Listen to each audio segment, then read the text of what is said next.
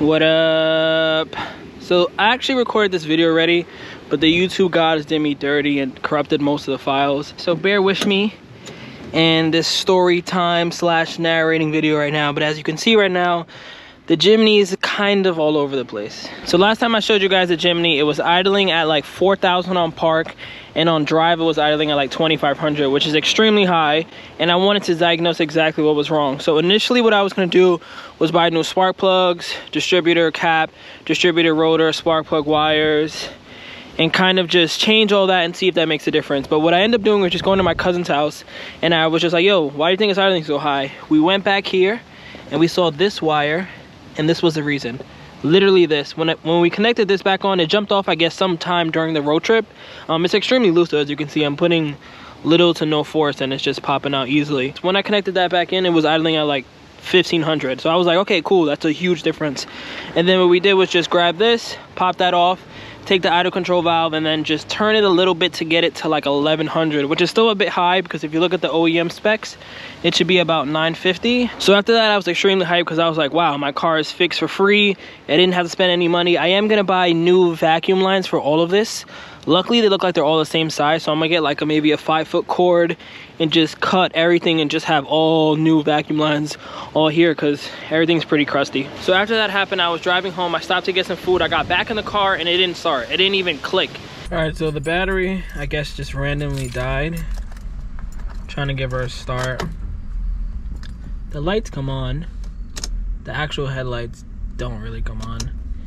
And so I called my homeboy up and he was able to give me a jump on the old battery, and I drove home. I did have to drive with no lights on though, because when I had the lights on, everything was still super fluttery. I couldn't really accelerate without the car feeling like it was gonna turn off right on the road. So the next morning I got in the Jimny, still wouldn't start. So I was like, you know what I'm gonna do? I'm gonna just take the battery out of the Miata. And who would have thought my dream car, my boosted 1.6 Miata, would go from being my favorite car ever to being stripped for its battery, and now basically a car that doesn't even drive. But I took the battery out of here and we put that in the Jimny. And as you can see, Japanese batteries, the terminals are so small. Like, look at this right here in comparison to my fingers to the American size battery. So I had to change these terminals. What you could do though, if you want a tip, is you could buy a lawnmower battery and completely just change this out. They're about like $60 at AutoZone. You can click the corner right now. I did that on my K truck. It's much better, much cheaper. This battery I think is like 200 bucks. Here's our comparison test. This one's a little wider and then this one's a little taller, but I think it should fit fine. My biggest issue, like I said, is just look at the size of that and then look at the size of this. And then this one is even smaller, and this one is still just as huge. And so where we left off was, I really wanted to just be lazy and basically just spread this one open like this and then have it go like that. But after trying for a couple minutes, I was like, you know what, let me just stop being lazy. I went to AutoZone, bought this for like 8 bucks, comes with 2. And then I bought bolt cutters from Harbor Freight. It was like 20 bucks, but I actually always wanted these, so happy I have this. And now, well, wire cutters actually, but now what we're gonna do is basically, I have it already measured up, so it's gonna sit like this when I'm done. I need to push this battery back a little bit because this terminal really doesn't give me that much leeway, so I can cut it like that and it'll fit perfectly fine. And then this one is already super long, so it can go all the way there, it can go there, so I'm not really worried about the positive side. So that's what we're gonna do right now.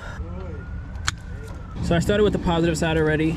After you cut it, you kind of just want to force it as much as possible in there, and then it's a 12 on top. So in the process of changing the battery, I don't even know how, but this broke off. So this goes to this, and where they're connected, they're star. I'm not sure what this green wire does exactly. It probably goes to like the starter or some battery connector, but this broke off and it completely just, I don't even know. I can't even start the car right now. Car won't even move. So what I'm going to end up doing is just cutting right here, soldering this together, and then the car should be working 100%. I don't want to drive it, like I said, that much until I get that alternator belt, because I don't want that to kill this brand new battery. So that is basically where we're at right now with the Jimny. So luckily it's nothing too crazy. I didn't blow the motor, I didn't blow a turbo, I don't have a crack in the exhaust manifold or nothing crazy. I'm just waiting for my belt to come in from Japan. I have the solder kit from that little battery piece that I'm gonna do tomorrow from Amazon. I ordered new speakers, so that's gonna happen one of these days. I'm gonna do all the sound deadening, even though the engine's in the front. If I have an old car, I'm putting sound deadening, period. I don't care if I got a R34 tomorrow, I'm adding sound deadening. I want the car to be silent and super smooth. My bad, I heard my gate open. I didn't know what was going on right now. But yes, we're gonna do sound deadening, radio, speakers, paint the calipers. Basically, I want to do everything I could do on this car without driving it, because I don't want to kill this battery, and I know that my alternator belt is trash, so I don't even want to drive it. As much as I want to drive it, I don't want to end up buying a $200 battery. That's annoying. But I'm gonna end this video right here. Make sure to like, comment, and subscribe. I'm almost at 1,500 subs, and I want to get there before November. So peace out. Make sure to subscribe.